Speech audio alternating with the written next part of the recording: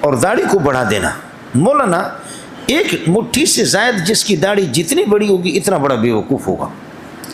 علامہ شامی نے اس پر اتنی بحث کی ہے، آپ تحقیق کریں، ظاہر ہے کہ آپ محقق ہیں، کک ہے، بولو آپ محقق ہیں، لیکن ہمارے حنفیہ کا صحیح مذہب یہ ہے کہ ما زاد علی القبضۃ، ایک مٹھی سے زائد داڑھی کو کاٹنا ہے۔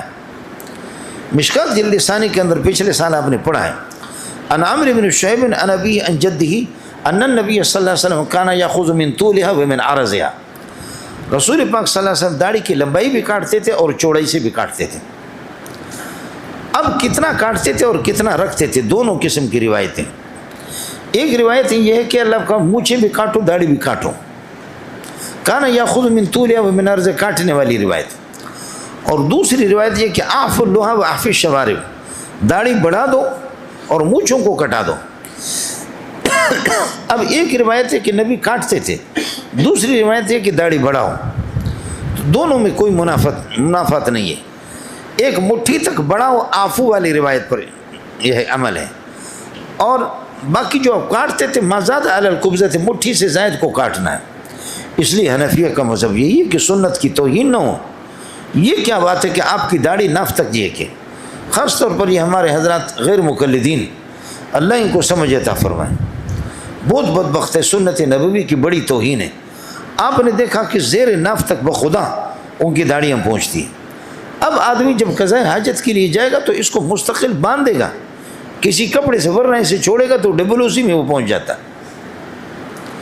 اس لیے یہ داڑھی کا مذاق ہے۔ علامہ شامی نے فرمایا کہ ایک مٹھی سے زائد، لیکن مٹھی اپنی مراد ہوگی، اور مٹھی اللہ آپ کا بھلا کر، یہ داڑھی یہاں سے پکڑیں، یہ دیکھو آپ سمجھ رہے ہیں، ما زاد علی القبضۃ، مٹھی سے زائد یہ ٹھیک نہیں ہے۔ یہ جتنے بھی بڑی ہوگی اتنا بڑا بیوقوف ہوگا۔ اور ایک مٹھی جو ہے نا وہ ثابت ہے، قرآن سے ثابت ہے کہ لا تاخذ بلحیتی ولا براسی، مطلب وہ ایک ہوتا ہے لا تاخذو اور ایک ہوتا ہے لا تاخذ۔ جو دیکھ رہا ہے کسی اجنبی کو، دیکھ سکتا ہے، دیکھ رہا، اس کو آپ کہیں گے لا تنظر، اور جو دیکھ نہیں رہا نابینا، اس کو لا تنظر نہیں کہیں گے، وہ دیکھ ہی نہیں رہا۔ ہارون علیہ السلام کی داڑھی اتنی تھی، موسیٰ علیہ السلام کی مٹھی میں آ گئی تھی، تبھی تو لا تاخذ کہا۔ اور جو داڑھی اللہ آپ کا بھلا کر مٹھی نہ ہو تو لا تاخذ بلحیتی، وہ مٹھی۔ اب آپ مودودی کی داڑھی کیا پکڑیں گے؟ مودودی کی داڑھی آپ کیا پکڑیں گے؟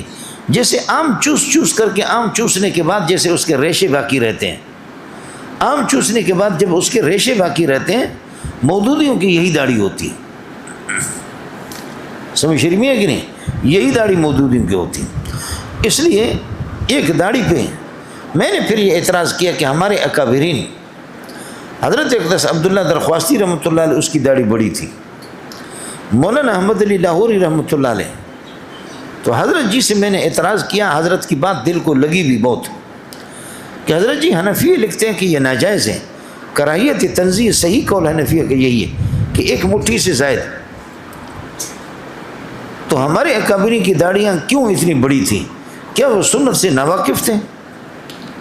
تو حضرت اقدس نے جواب دیا، مولانا سلیم اللہ خان رحمۃ اللہ علیہ، حضرت نے فرمایا کہ وہ مغلوب الحال تھے، ایک یہ، اور دوسرا مسئلہ یہ کہ حضرت جی نے فرمایا کہ جہاں معیوب نہ سمجھا جائے، جن لوگوں سے معذور نہ سمجھا جائے تو ان کے لیے گنجائش ہے، اور جہاں سنت کا مذاق اڑایا جائے تو وہاں پر ایک مٹھی واجب ہے، اس سے زائد کی گنجائش نہیں۔